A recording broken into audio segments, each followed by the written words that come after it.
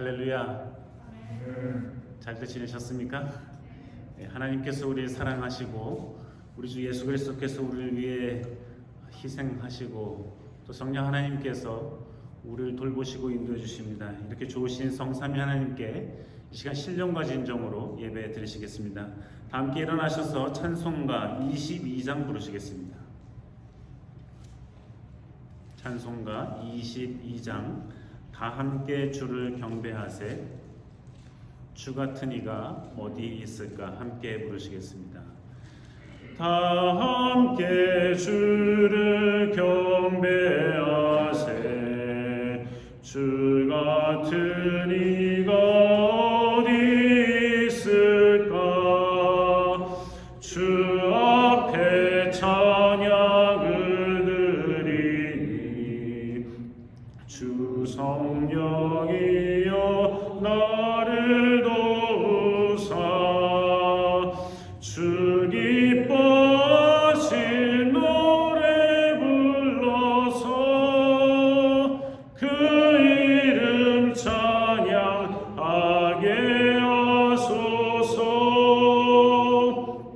내 주여 나를 인도하사 아버지 품에 살게 하시고 주 성령 내 행실 살피사 내 맘과 뜻을 주관하시고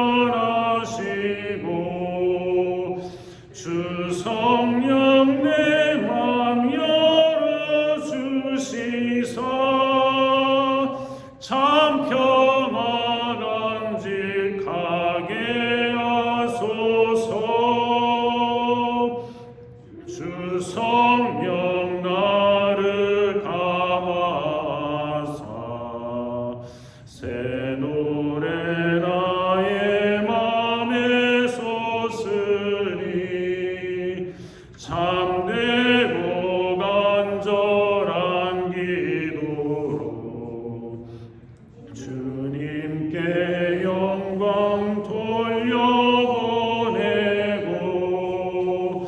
주 성령 내 맘 열어주시사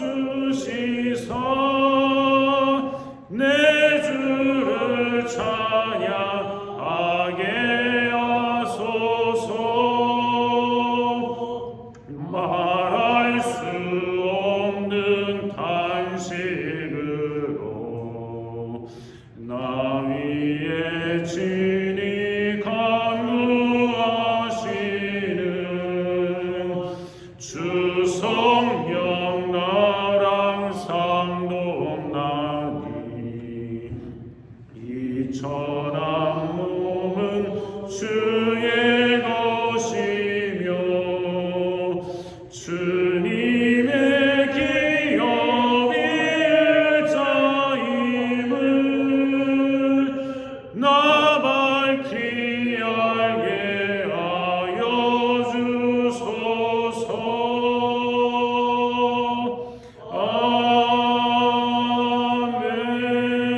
아멘. 죄의 고백과 용서의 시간입니다. 가능하신 분은 리보드를 사용해서 주님 앞에 무릎을 꿇고 참여하시면 감사하겠습니다. 성부와 성자와 성령의 이름으로 우리의 마음과 욕망과 은밀한 것까지도 아시는 전능의 하나님, 성령의 감동으로 우리의 마음을 깨끗하게 하옵소서. 하나님을 온전히 사랑하고 그 거룩하신 이름을 진심으로 찬양하게 하옵소서. 주 예수 그리스도의 이름으로 기도하옵나이다. 우리가 죄 없다고 하면 이는 자신을 속이는 것이요 진리가 우리 안에 있지 않기 때문입니다. 그러나 우리가 죄를 고백하면 진실하고 의로우신 하나님은 우리의 죄를 용서하시고 모든 우리에서 깨끗하게 해주십니다. 하나님 아버지께 우리의 죄를 고백하시겠습니다. 우리는 죄에서 떠날 수 없음을 고백하나이다. 우리는 생각과 말과 행위로 죄를 지었으며 원하는 선을 행치 아니하고 원하지 않는 악을 행하였나이다. 우리는 마음을 다하여 주님을 사랑하지 않았으며 내 이웃을 행물과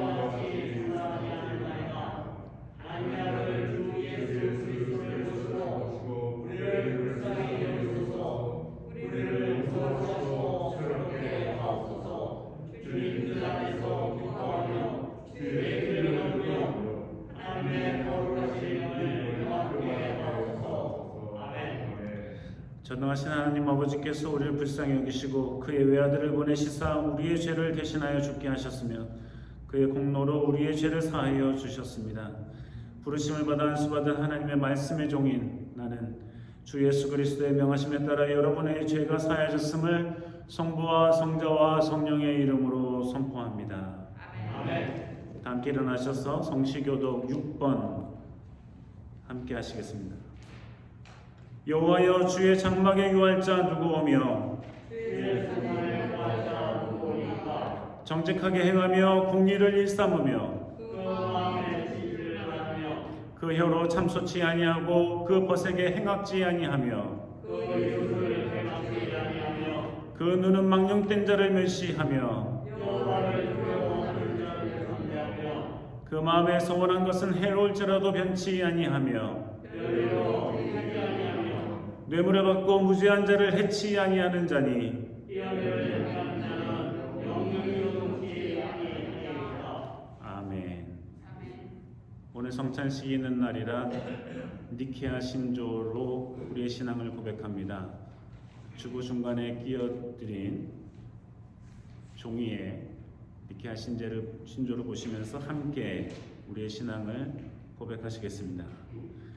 저는 의하시고 전능하시며 천지와 모든 보이는 것과 보이지 않는 것을 창조하신 하나님 아버지를 믿사오며 유일하신 주 예수 그리스도를 믿습니다.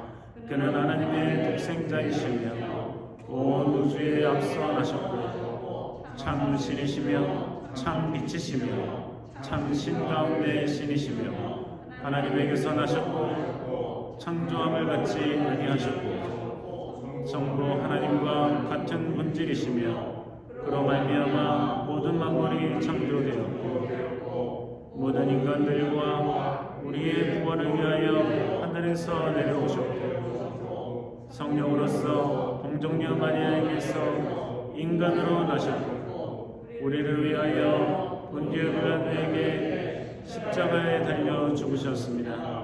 그는 고난을 받으시고 장사함을 받으셨으나 제3일째 되는 날 성서에 기록된 말씀에 따라 다시 살아나셨고 하늘에 올라가시사 성부의 오른편에 앉으셨으며 장차 산자와 죽은 자를 심판하러 영광 가운데 다시 오실 것인데 그의 나라는 무궁합니다.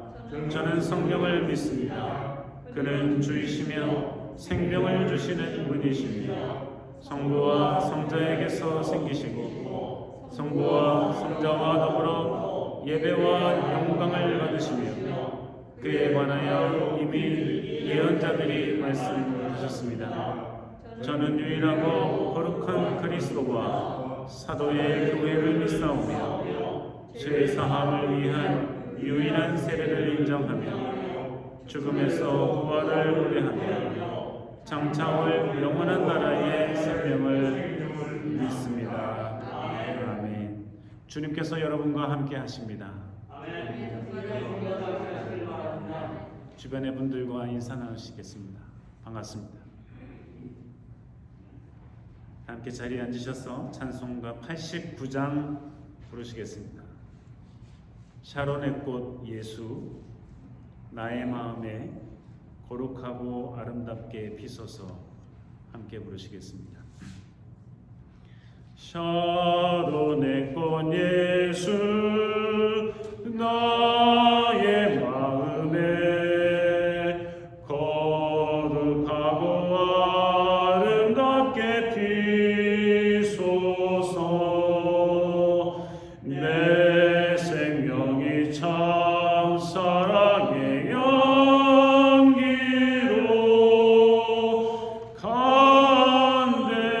간데마다 풍겨나게 하소서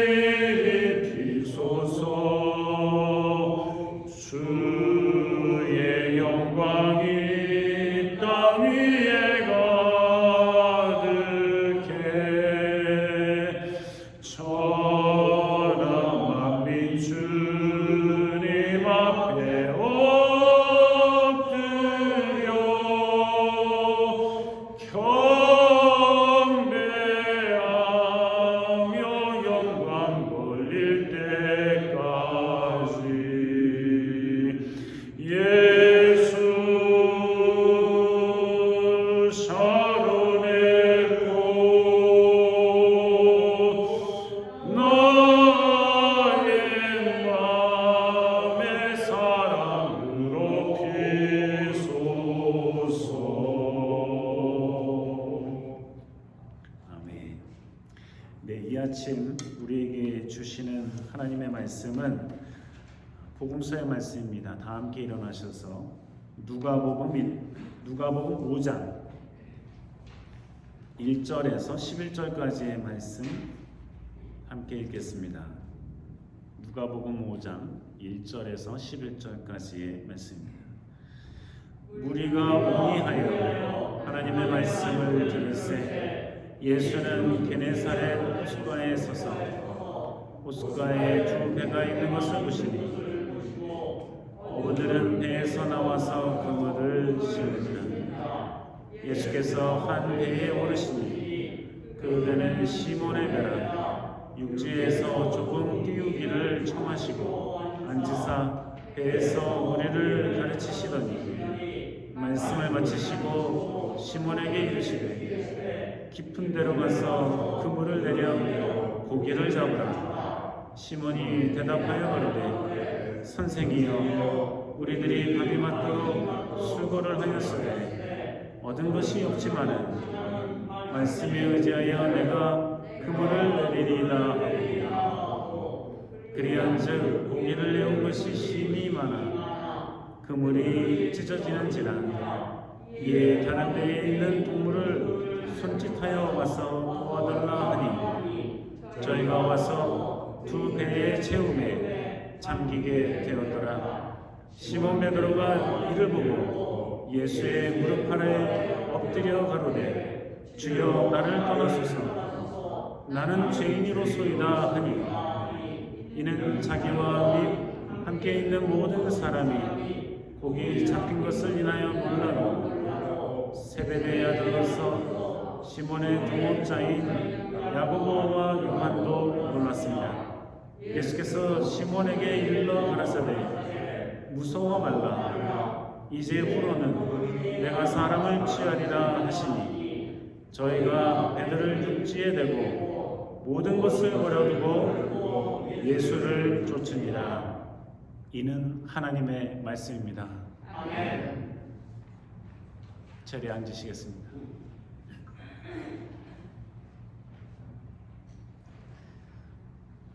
예수님께서 이 복음서에서 사역을 하신 모습을 보면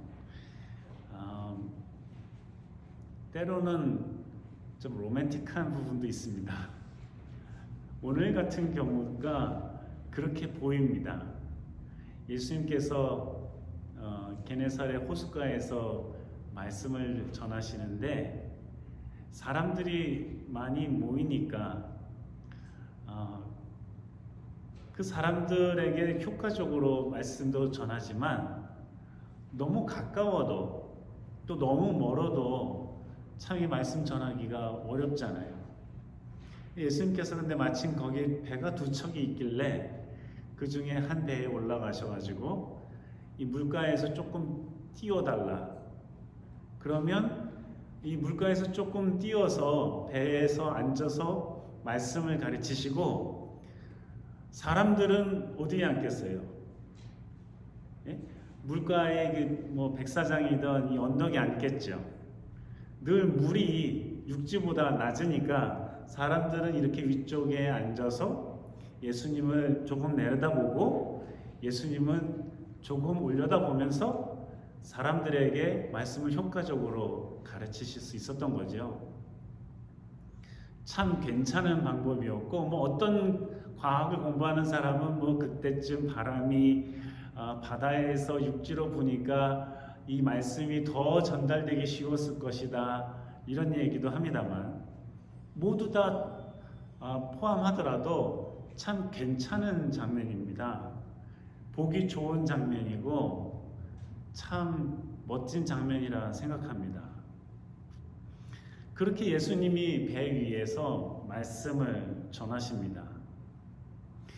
말씀을 이렇게 전하실 때 사람들이 얼마나 깊은 감명을 받고 이렇게 말씀을 듣고 기뻐했을까 하는 생각을 합니다.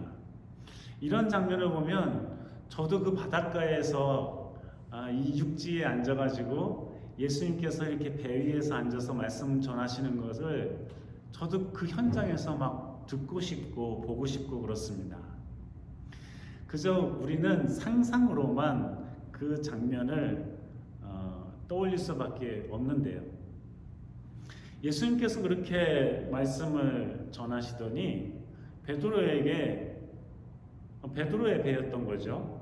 베드로에게 깊은 데다가 그물을 던져봐라 말씀하십니다. 베드로가 알겠습니다 하고 하질 않고 뭐 이렇게 말이 많아요. 우리 같았으면 네 하고서 얼른 던졌을 텐데 우리야 이미 예수님이 하나님의 아들인 것을 알았으니까 그렇게 할지 모르지만 베드로는 거기에 대한 확신이 아직까지는 없는 상태였거든요. 베드로가 예수님에게 말씀합니다.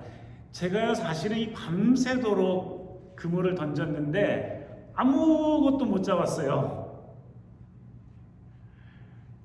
그런데 주님의 말씀이 그러시니까 깊은 데 던지라니까 그렇게 그물을 내리겠습니다 하고 예수님에게 말씀합니다. 근데 이게 가만히 이렇게 들여다보면 베드로가 도대체 이게 어떤 마음으로 이런 말씀을 드렸는지 이게 한 두 가지 중에 하나가 아닐까 하는 생각이 들어요. 첫 번째 생각은 정말 예수님을 전적으로 믿기 때문에 주님 밤새도록 그물을 던져서 우리가 하나도 못 잡았지만 주님이 그렇게 말씀하시니까 당연히 제가 그물을 지금 던지겠습니다. 이게 하나의 가정이고요. 두 번째, 제가 지금 베드로의 마음이 어떨지를 생각해 보는 건데 두 번째 가능성은 이런 겁니다. 주님, 제가 밤새도록 그물을 던졌는데 하나도 못 잡았어요. 하나도. 근데 문득 이제 주님의 여기 앞에 계신 분이 범상치 않은 분이라는 거를 이렇게 얘기하다가 이제 깨달으면서 근데 주님이 선생님이라고 그랬죠? 선생님이 뭐 그렇게 말씀하시니까 그물을 한번 내려보겠습니다. 저는 이 두 번째인 것 같아요. 여러분은 어떤 거라고 생각합니까? 저는 아무리 생각해도 베드로가 밤새도록 했지만 주님이 말씀하시니까 제가 내리겠습니다. 이거 아니었을 것 같아요. 두 번째였을 것 같아요. 뭐 다른 마음이 있었는지도 모르겠어요. 어쩌면은 이랬을 수도 있죠. 밤새도록 했지만 한 마리도 못 잡았습니다 하고 끝날라 그랬는데 물끄러미 베드로 자기를 바라보시는 예수님을 보면서 마음이 왜 말하다가 바뀌는 경우도 있잖아요. 마음이라는 게. 그래서 마음이 바뀌어가지고 주님이 원하시면 그렇게 했을 가능성도 있어요. 근데 베드로가 지금 예수님에게 선생님하고 부르잖아요. 선생님하고 부르는데 사실 베드로는 이전에 예수님을 만난 적이 있었을까요? 없었을까요? 소문은 들었어요. 근데 진짜 이게 첫 번째 만남인지 두 번째 만남인지 몇 번째 만남인지는 잘 모르겠어요. 적어도 베드로가 예수님을 먼 발치에서 봤었는지 안 봤었는지 몰라요. 근데 분명한 것은 베드로의 형제가 진짜 형제 안드레가 이미 예수님을 만났었어요. 그리고 베드로에게 전해준 말이 있습니다. 이 안드레는 세례 요한을 따르는 세례 요한의 제자였거든요. 그래서 세례 요한을 쫓아다녔는데 어느 날 예수님이 세례 요한에게 세례를 받으러 오셨고 세례 요한이 세상 짐을 지고 가는 하나님의 어린 양이다 이러한 말을 하는 것을 듣고 세례 요한을 따르던 제자 중에 2명이 예수님을 쫓아다니기 시작했는데 그 중에 한 명이 안드레예요. 그리고 이러한 광경을 목격한 안드레가 베드로에게 달려가 가지고 이봐 베드로, 베드로가 아마 형이겠죠. 베드로, 내가 오늘 메시아를 만났어 하면서 예수에 대한 이야기를 한 적이 있거든요.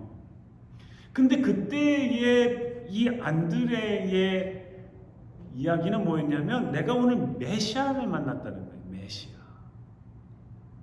메시아를 만났다는 거는 이건 어마어마한 경험이잖아요. 이건 정말 보통 사람이 아니고 우리 모두를 구해줄 만한 위대하신 분이라는 거거든요. 다윗과 같은 분이 우리에게 오셨다는 거거든요. 그래서 이야기를 해준 적이 있고요. 예수님께서 갈릴리에서 사역을 시작하실 때 아마도 초창기에 그 처음쯤에 오늘의 본문 시몬 베드로의 배에 올라타신 이야기가 등장하고 있는데요. 그 전에도 이미 그 지방에 예수님께서 말씀을 전하시고 하는 이런 소문이 돌았기 때문에 베드로는 이미 안드레에게서도 듣고 주변 사람들에게서 소문을 듣고 해서 이분이 어떤 분이신 줄 알았던 거죠. 여러분, 베드로가 예수님이 어떤 분이라는 것을 몰랐다면 사실 예수님을 배에 안 태웠어요. 저라도 베드로의 입장이라면 예수님이 뭐 좀 타고 좀 물에서 좀 뛰어봐, 저는 싫다고 했을 거예요. 왜냐하면 이미 베드로는 밤새도록 그물질을 하고 고기를 잡으려고 애썼거든요. 좀 잡았으면 기분이 좋아서라도 뭐 좀 타보세요, 뭐 원하는 대로 해드릴 수도 있겠죠. 근데 지금 밤새도록 힘들었거든요. 어부가 고기를 잡아야지 힘이 나지, 그래야지 힘이 들었어도 밤새도록 고기를 잡으려고 노력을 했어도 또 힘이 나고 뭐 기분이 좋잖아요. 그런데 지금 아무것도 못 잡았고 자기 배도 그렇고 그 옆에 동무들의 배도 지금 그물이나 지금 챙기고 있었을 때인데 피곤하죠. 누가 그걸 타라고 그래요? 뭐 좀 물에서 좀 띄우라 그러면 누가 그걸 하겠어요? 근데 베드로가 이미 예수님에 대해서 그래도 어느 정도 알고 있었고 소문을 들은 바 있고 특히 자기 형제 안드레에게 그런 얘기를 들었으니까 자기 형제 안드레는 메시아를 만났다고 했었지만 베드로로서는 메시아라고까지는 이야기하기 어렵고 그래도 선생님이요 하고 뭐 타시겠다니까 타시고 거기서 말씀을 전하시고 또 한동안 저기서 그물을 던지라고 했는데도 이거 참나 곤란해하는 마음으로 던졌을 거라는 거죠. 사실은 그 가정이 굉장히 맞는 게 고기를 잡았는데 그물이 찢어질 정도로 가득 그물에 고기가 잡힌 거예요.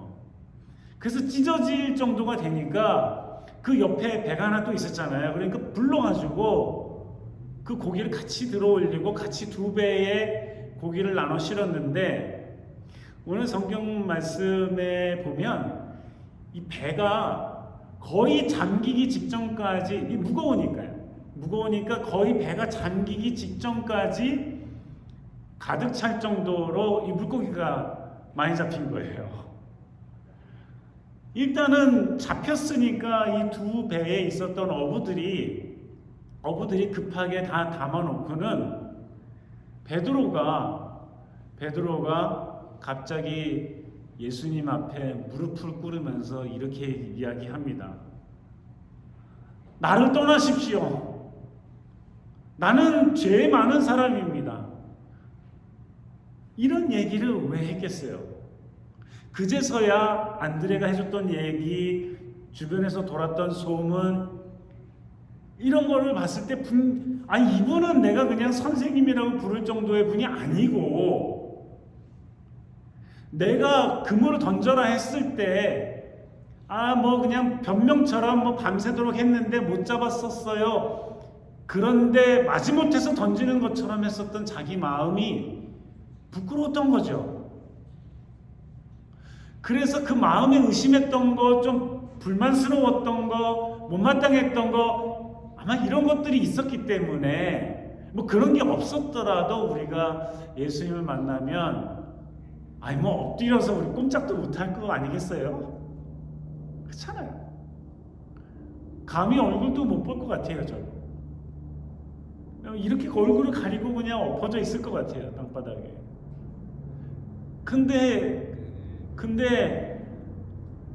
예수님께서 그렇게 하는 베드로의 모습을 바라보고 계십니다. 그러면서 괜찮다고.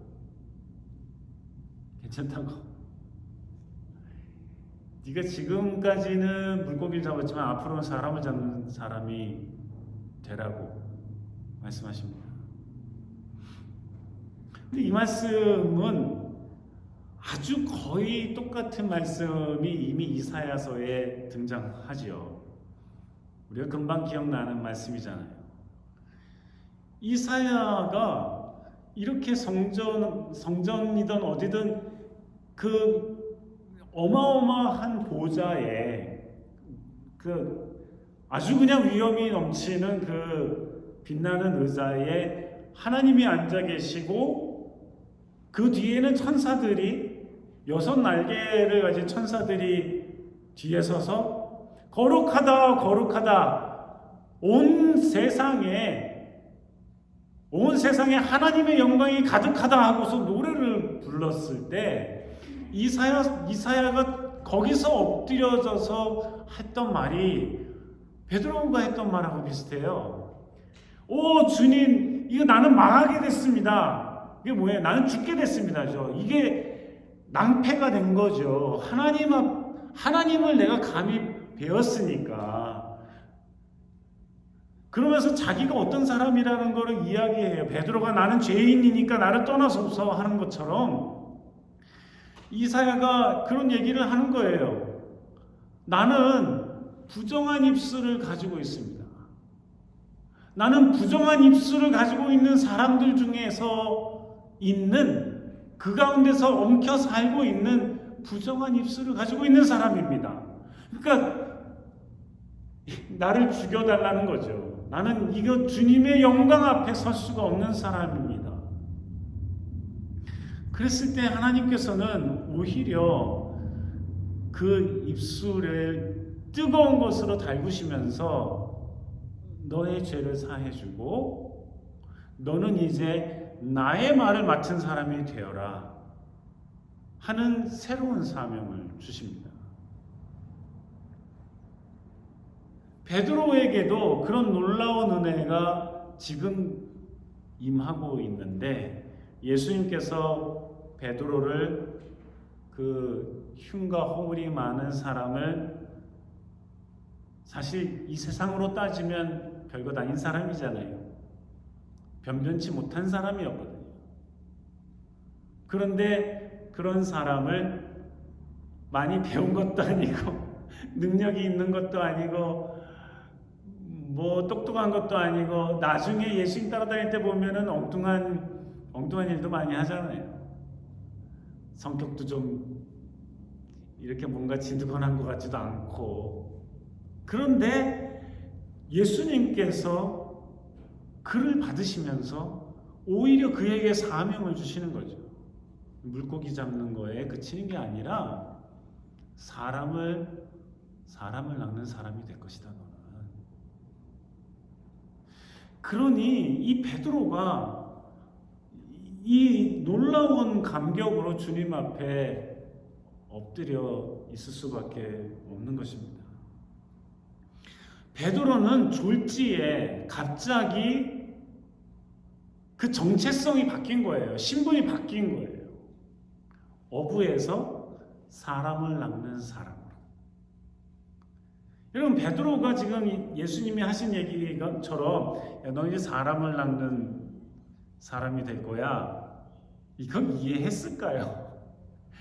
저는 못했으리라 생각합니다. 지금까지 밤새도록 고기나 잡고 했었던 자기가 이 놀라우신 권능에 자기의 경험 뭐 이런 거 다 아무것도 소용이 없는 그 모든 것을 뛰어넘으시는 예수 그리스도 앞에 못 알아들었을 거란 말이죠. 사람을 낳는 어부가 되리라, 못 알아들었을 거예요.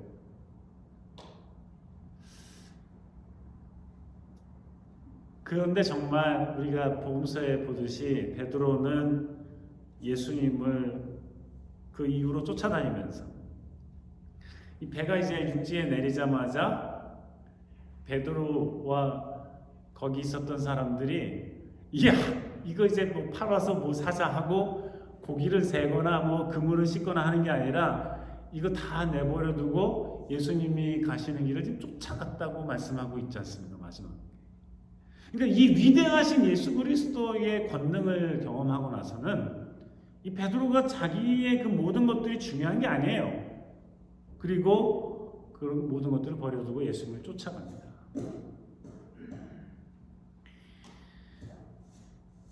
그러면 이렇게 베드로에게 놀라운 변화가 일어난 것은 하나님의 은총이지요. 하나님의 은총입니다. 근데 가만히 생각해 보면 우리가 그리스도인이 된다는 게 뭔가? 그리스도인이 되면 우리는 정체성의 변화가 오잖아요. 이제까지는 죽을 수밖에 없는 죄인인데 영생을 얻는 사람이 되고, 이제까지는 죄 많은 인간인데 이제는 정결케 된 사람이 되고, 이제까지는 이 죄악에 속한 어둠의 자녀였는데 이제는 하나님의 자녀가 되는 놀라운 신분의 변화가 일어나지 않습니까? 그러니까 오늘날 우리가 살아가는 우리들도 예수 그리스도를 만나고 하나님을 만나고 성령을 경험하면서 이제는 우리의 정체성에 완전한 변화가 일어나 있다는 것입니다. 물론 아직도 이러한 변화가 뭔지도 모르는 사람들이 있고, 알아도 의식하지 못하고 확신 가운데 살지 못하는 사람도 있고, 하지만 우리 그리스도인들은 대부분 이러한 정체성의 변화를 알고 있다는 것이죠. 이사야에게 일어났던 정체성의 변화, 베드로에게 일어났던 정체성의 변화처럼 우리에게도 그러한 정체성의 변화가 일어났고, 그러한 변화 가운데 우리가 살아가고 있다는 것입니다. 어떤 사람은 그래요. 이거 베드로에게나 일어난 일이지 않습니까? 예수님의 제자에게나 일어난 거잖아요. 이거는 뭐 목사에게나 일어나는 일 아니겠습니까? 아니죠. 아니에요. 전 분명히 아니라고 생각합니다. 그리고 아니어야 해요. 목사만 어둠의 어둠의 자녀에서 빛의 자녀가 됐어요? 목사만 구원받았어요? 목사만 하나님의 자녀가 되었어요? 아니죠. 우리 모두에게 다 똑같은 정체성의 변화가 일어났지요. 그러니 그 맡은 일이 목사의 일이던, 그 맡은 일이 교회 안에서 뭐 집사든 권사든 무엇이든, 또 우리가 이 세상에서 어떠한 직업을 가지고 산다 할지라도 우리는 이 정체성의 변화 가운데 살아가야 되는 사람들인 거죠. 이게 분간이 안 돼서 목사에게나 제자에게나 일어났었던 일이라고 한다면 여전히 우리는 이 세상에도 한 발, 하나님의 나라에도 한 발을 딛고 어중간하게 살아가는 사람으로 살아가는 거죠.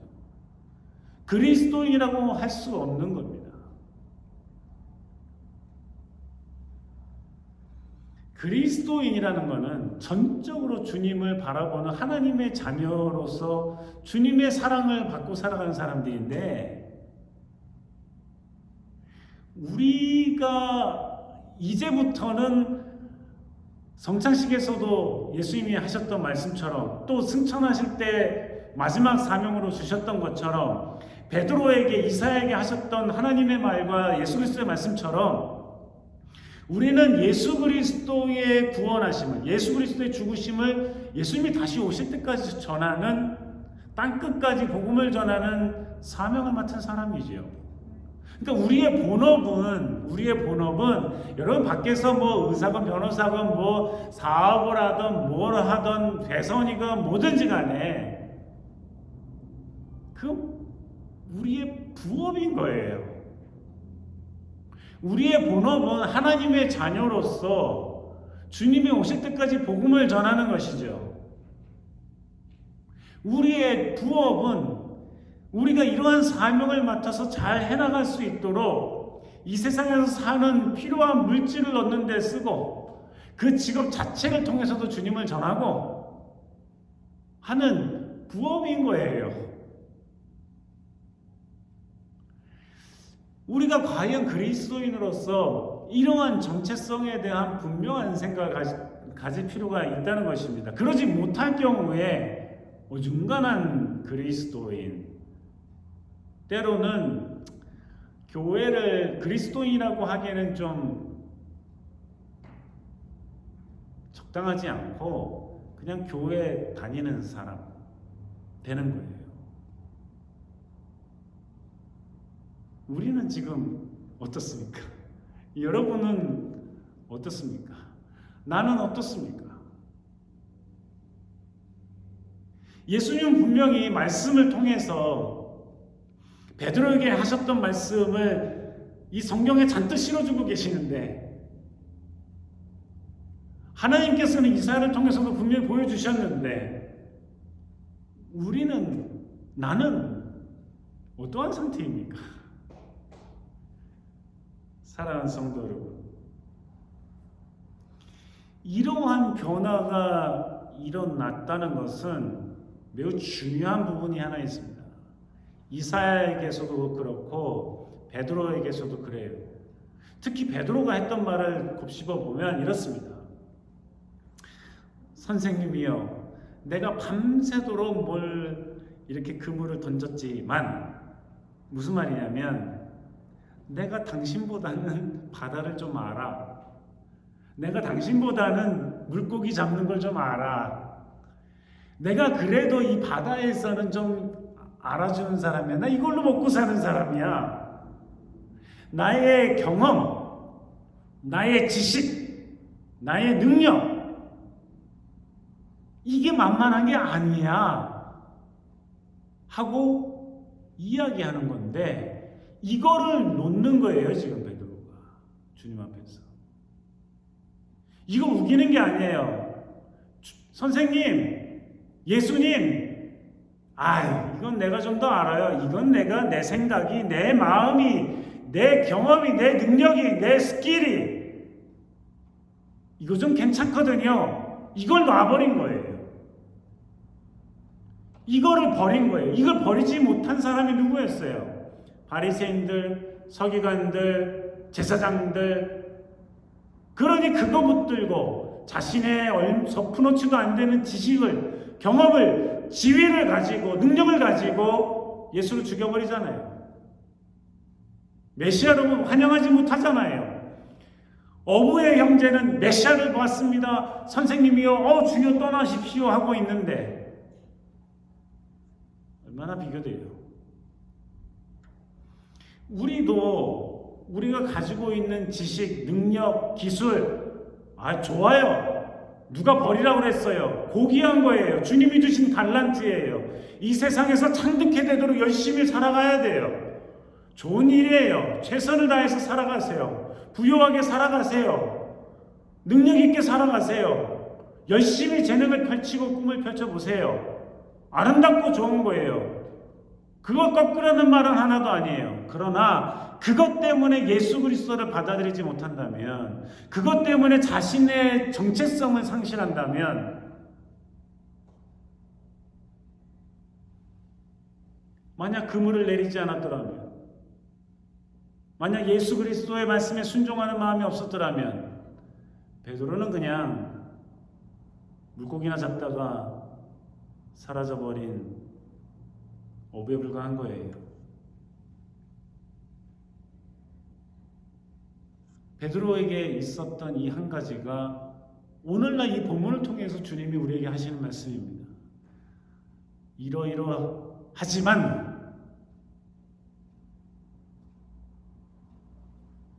내 모든 지식과 이런 모든 것을 주님의 말씀 앞에 순종하고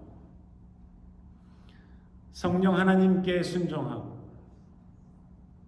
우리의 창조주 되신 하나님 앞에 내려놓고 오로지 주님 주시는 말씀대로 살아가겠노라 하는 결심과 결단, 그러한 실천, 그것을 통해서 그리스도를 전파하는 것, 우리의 자녀들에게, 우리의 자손들에게, 우리의 가족들에게, 우리의 이웃들에게, 우리의 동료들에게 전하는 것, 이것이 우리에게 원하시는 주님의 말씀입니다.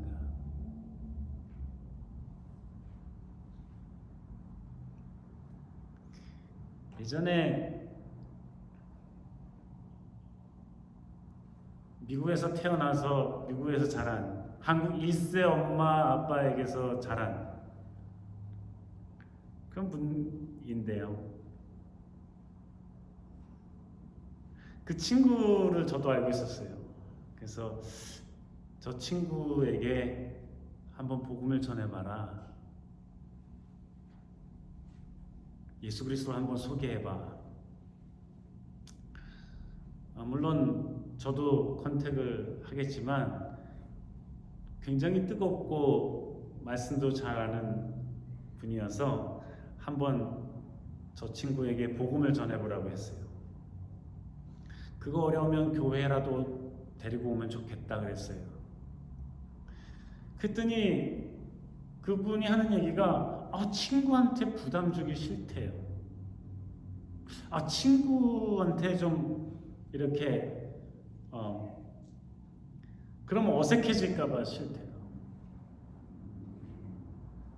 그러면 괜히 불편해할까봐 싫대요. 자기는 누굴 푸시하거나 그러는 성격이 아니래요.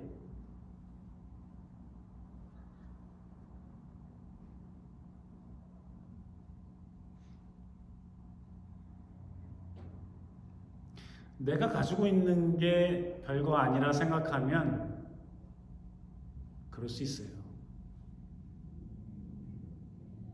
이해합니다. 하나님을 믿는 것이, 예수 그리스도를 구주로 받아들이는 것이, 성령 하나님의 인도하심을 따라 살아가는 것이, 주님 앞에 나와 예배하는 것이 별거 아니라고 생각하면 그럴 수 있다 생각합니다.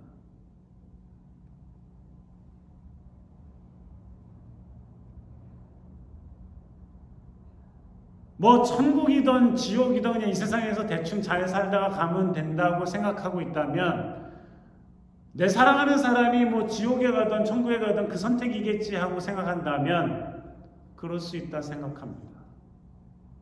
여러분은 어떻게 생각하십니까? 우리가 믿는 예수 그리스도가, 우리가 읽는 하나님의 말씀이, 우리가 드리는 예배가 정말 그렇게 값어치 없는 것입니까? 우리가 목숨을 걸고 감사하면서 온갖 고난과 힘든 가운데서도 주님을 믿는다면, 우리가 영광스러운 하나님의 나라를 바라보고 이미 얻고 살아가고 있다면 그럴 수 있을까 하는 생각이 들지 않습니까? 사랑하는 성도 여러분, 예수 그리스도께서 하늘의 복음을 전하기 위해 이 땅에 내려오셔 온 몸과 살을 찢기시고 피를 흘리시고 우리를 위해 목숨을 버리셨습니다. 예수님께서 이미 열어놓으신 이 크고 놀라운 길을 우리에게도 말씀하셔서 사람을 낳는 어부가 되라 하십니다. 자녀를 놓치지 말고, 자녀 손들을 놓치지 말고, 믿음의 가문이 든든히 서갈 수 있도록 우리가 예수 그리스도를 부끄러워하지 아니하고 당당히 전하고 담대히 전하고 사람과의 관계를 부끄러워하는 것이 아니라 불편해하는 것이 아니라 하나님께서 나에게 주신 이 위대한 사명을 어떻게 받들어 살아갈 것인가, 이것에 우리가 마음을 두고 주의 말씀에 순종하는 우리 모두가 되기를 주님께서 원하고 계십니다. 기도하시겠습니다. 사랑의 하나님 아버지, 감사합니다. 하늘의 모든 부귀와 영화와 존귀를 버리시고 이 땅에 오셔 우리를 구원하신 예수 그리스도, 저 바닷가에 지치고 힘든 실망한 베드로를 깨우치시며 자신을 드러내시며 사명을 주시며 용서하시며 받아들이셨던 예수 그리스도, 우리가 주님의 부르심을 받고 하나님의 자녀가 되었사온데 과연 주님의 오실 때까지 예수 그리스도의 구원을 전하는 믿음의 사람들 다 되게 도와주시옵소서. 예수님 이름으로 기도합니다. 아멘. 준비하신 예만 하나님께 드리시겠습니다.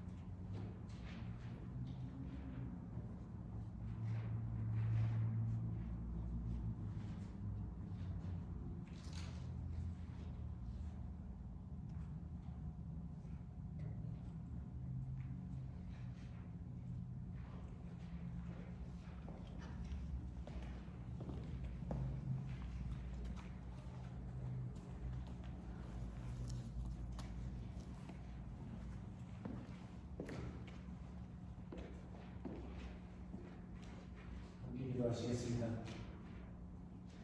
하나님 아버지, 감사합니다. 주님께서 우리를 사랑하시고 어둠 가운데 죽어야만 마땅한 우리들을 구원해 주시고 하나님의 자녀가 이끌어 주셨으니, 또한 성령 하나님께서 우리를 보호하시고 인도해 주시니 그 은혜 무한 감사드립니다. 주님께 감사하며 감격하며 귀한 양을 구별하여 드리오는데, 사실 이 모든 것이 주님께서 내려주신 것이오니 주님, 감사의 고백을 담아드리는 이 예물을 주님께서 기꺼이 받아주시옵시고 그 마음과 정성과 뜻을 헤아려 주시며 하늘의 놀랍고 풍성한 것으로 함께하여 주시옵소서. 지혜 주시고 힘 주시고 용기 주셔서 열심히 일할 것을 주셔서 감사합니다. 소득을 얻어 이 세상에서 먹고 살 수 있도록 도와주셨으니 감사합니다. 하나님, 주님께서 주시는 은혜와 은총에 감사하며 더욱더 수고하고 애쓰고 이 세상에서 번창하며 창백해 되는 역사를 내려주시옵소서. 하나님 아버지, 주님께서 도와주시사 우리가 주님만 바라보고 의지하며 살 수 있도록 도와주시고 한 주간 살아갈 때에도 하늘의 놀라우신 은총 가운데 우리를 보호하시고 인도하여 주시며 동행하여 주시옵소서. 은혜와 사랑에 감사드리며 예수님 이름으로 기도합니다. 아멘.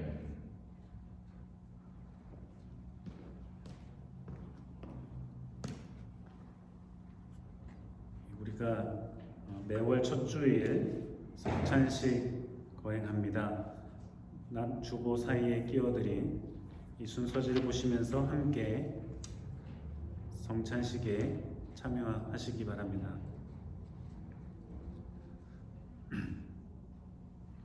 하늘과 땅의 주인이신 하나님, 하나님께 영광을 돌리나이다. 하나님은 이 세상을 사랑하셔서 외아들을 보내시고 그를 믿는 자는 누구든지 멸망하지 않고 영생을 얻게 하셨습니다. 예수 그리스도를 통해 우리에게 구원을 예비해 주신 하나님께 감사드리나이다. 이제 성령을 우리 마음속에 보내주셔서 거룩한 성찬 가운데 오시는 주님을 살아있는 마음으로 영접할 수 있게 하옵소서. 우리 주 예수께서 잡히시던 날 밤에 떡을 가지사 축사하시고 떼어 제자들에게 주시며 받아 먹으라. 이것은 너희를 위하여 준 내 몸이라. 이것을 행하여 나를 기념하라 하셨습니다. 또 잔을 가지사 축사하시고 제자들에게 주시며 너희가 다 이것을 마시라. 이것은 너희 죄를 사하기 위하여 흘린 내 피로 세운 새 언약의 잔이라. 이것을 행하여 마실 때마다 나를 기념하라 하셨습니다. 주님 가르쳐 주신 기도를 함께 하시겠습니다. 하늘에 계신 우리 아버지여, 이름이 거룩히 여김을 받으시오며 나라 임하옵시며 뜻이 하늘에서 이룬 것 같이 땅에서도 이루어지이다. 오늘날 우리에게 일용할 양식을 주옵시고 우리가 우리에게 죄 지은 자를 사하여 준 것 같이 우리 죄를 사하여 주옵시고 우리를 시험에 들게 하지 마옵시고 다만 악에서 구하옵소서. 대개 나라와 권세와 영광이 아버지께 영원히 있사옵나이다. 아멘.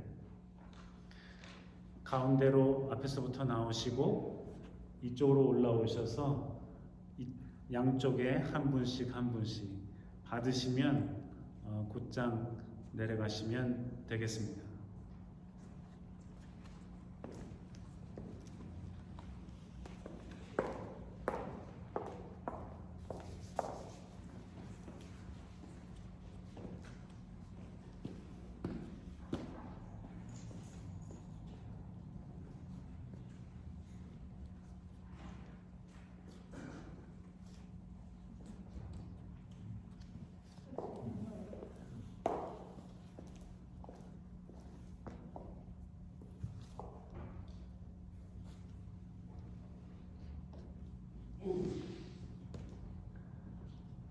떡과 잔은 우리 주 예수 그리스도께서 우리를 구원하시기에 내어주신 또 희생하신 그리스도의 몸과 피입니다.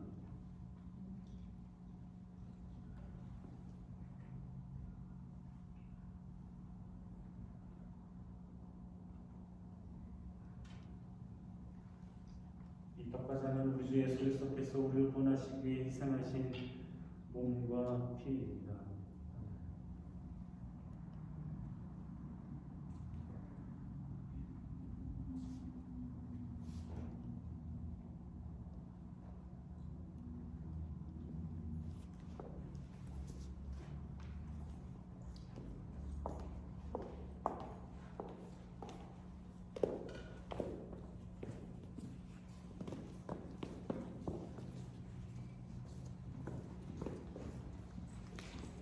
떡과 잔은 우리 주 예수 그리스도께서 우리를 구원하시기 위해 희생하신 몸과 피입니다.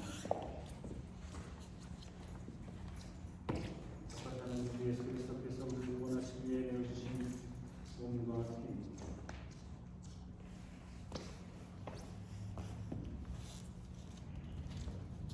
떡과 잔은 우리 주 예수 그리스도께서 우리를 구원하시기 위해 내어주신 몸과 피입니다.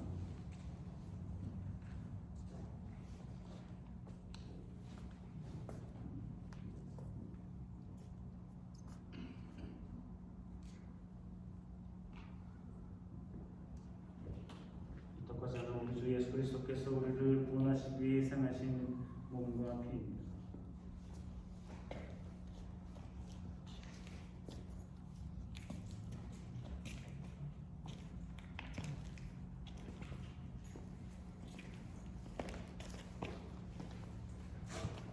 떡과 잔은 우리 주 예수 그리스도께서 우리를 구원하시기 위해 희생하신 몸과 피입니다.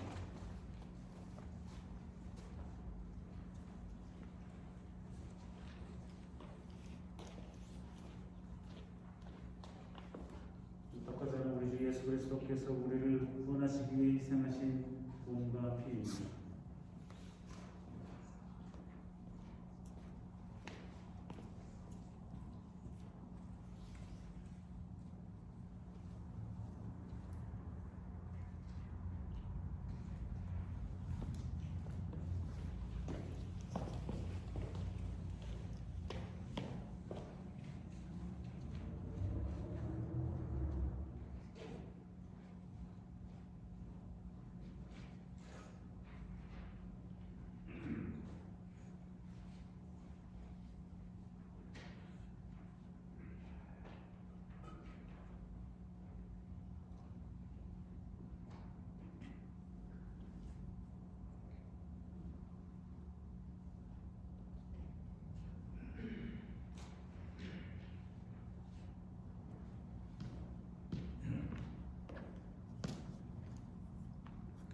기도하시겠습니다.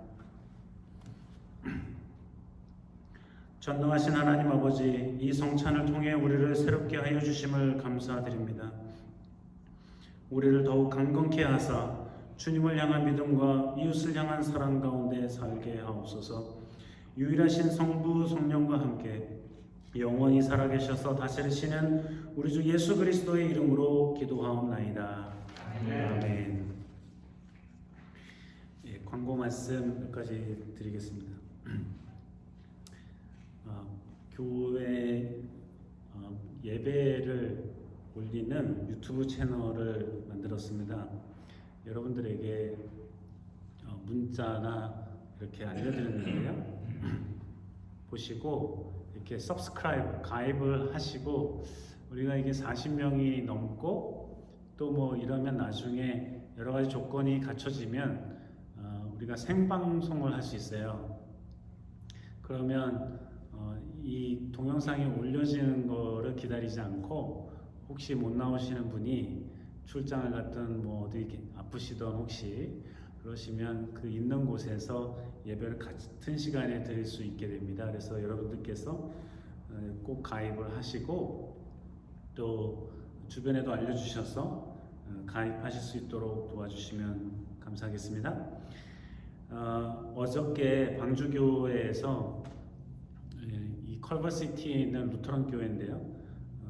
방주교회에서 이 지역 노인들에게 로터리 클럽인가, 라이언스 클럽인가 하고 같이 이렇게 협력해서 한 150분 정도들에게 선물을 나눠드렸어요. 컵라면 하고 또 마스크 2장, 또 손 세정제 이렇게 담아줬는데요. 우리 교회에도 10개를 주셨습니다.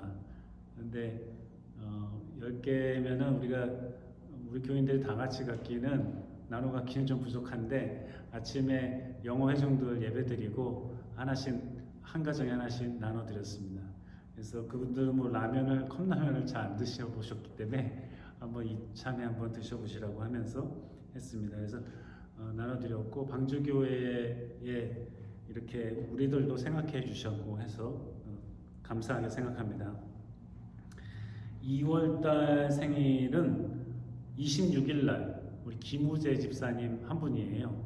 여러분 만나면 축하해 주시고, 요즘에 바빠가지고 출장이 많으신데 위해서 기도해 주시면 감사하겠습니다.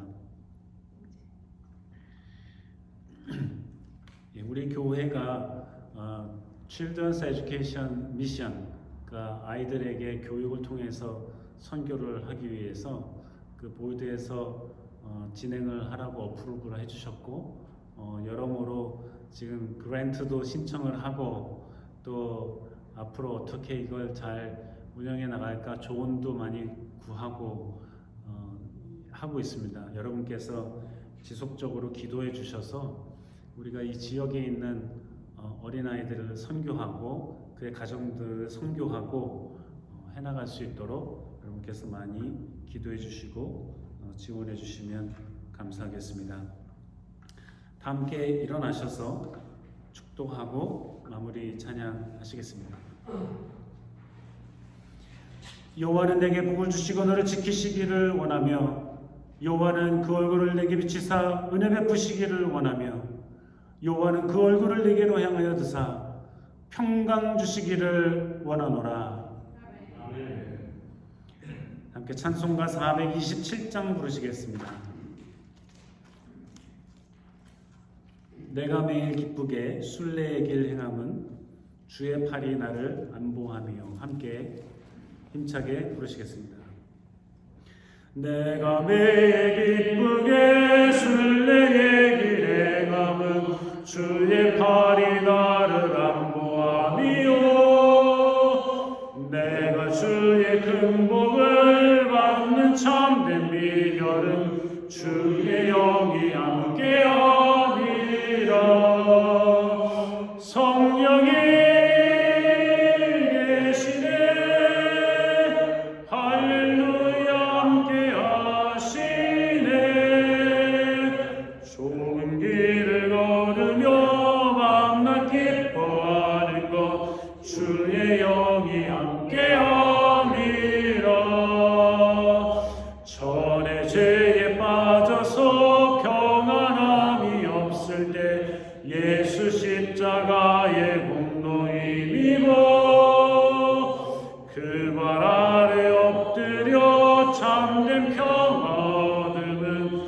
주의 영이 함께함이라.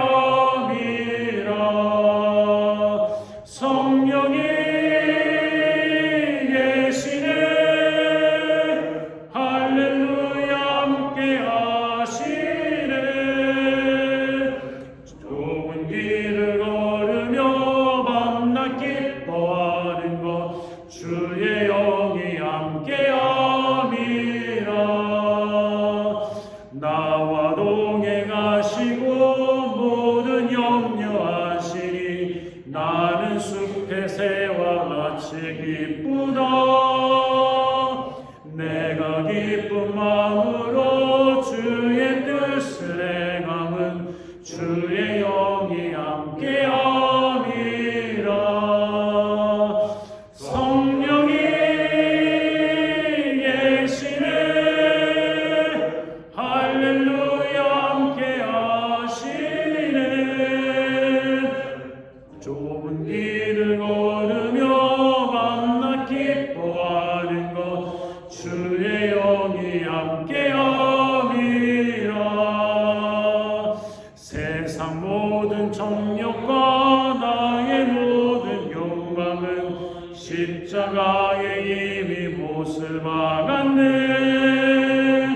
어두운 밤이 지나고 무거운 짐 벗으니 주의 영이 함께함이라. 성령이 계시네. 할렐루야 함께하시네. 좁은 길을 걸으며 만나 기뻐하는 것 주의 영이 함께하시네.